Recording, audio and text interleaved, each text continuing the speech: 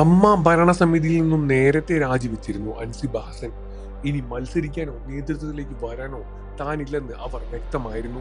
മതം പറഞ്ഞു വരുന്നവരെ അപമാനിച്ചിട്ടുണ്ടെന്നും വളരെ മോശമായ അനുഭവങ്ങളാണ് താൻ നേരിട്ടത് എന്നും അവർ വ്യക്തമാക്കിയിരുന്നു. ജീവന് വരെ ഭീഷണിയുണ്ടായിട്ടുണ്ട്. എന്നാലും സത്യം പുറത്തു വരുന്നത് വരെ പോരാടി മുന്നോട്ട് പോകും എന്ന തീരുമാനത്തിൽ തന്നെയാണ് അൻസിബ ഹസനും എന്നും പറയുന്നു.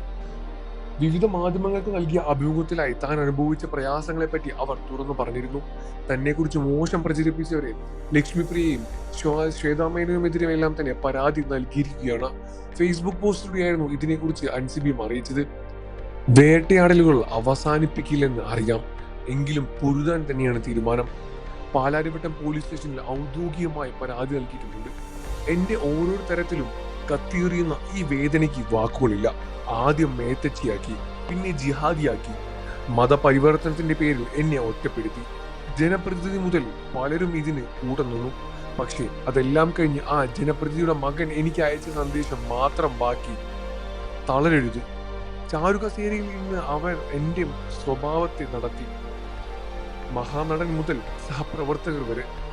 അവസാനം എന്റെ രണ്ടാനച്ഛന്റെ പേരിൽ പോലും എന്നെ തേജോവധം ചെയ്തു.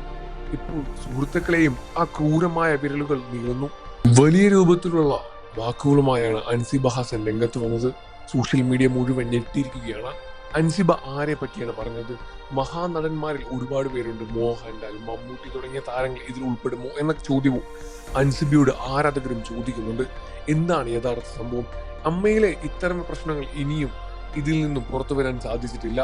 ഇതെല്ലാം തന്നെ എത്രയും പെട്ടെന്ന് തിരിച്ച് പുറത്തു വരും എന്ന് തന്നെയാണ് വിശ്വസിക്കുന്നത്. നിങ്ങൾക്ക് അമ്മ സംഘടനയെ പറ്റി എന്താണ് അഭിപ്രായം എന്ന് വീഡിയോയ്ക്ക് താഴെ കമന്റ് ചെയ്ത് പറയുക. വാർത്തകളും വിശേഷവും എത്രയും പെട്ടെന്ന് അറിയാൻ നമ്മുടെ വീഡിയോ ഒന്ന് ലൈക്ക് ചെയ്ത് ചാനൽ സബ്സ്ക്രൈബ് ചെയ്ത് സപ്പോർട്ട് ചെയ്യുക ഫ്രണ്ട്സ്.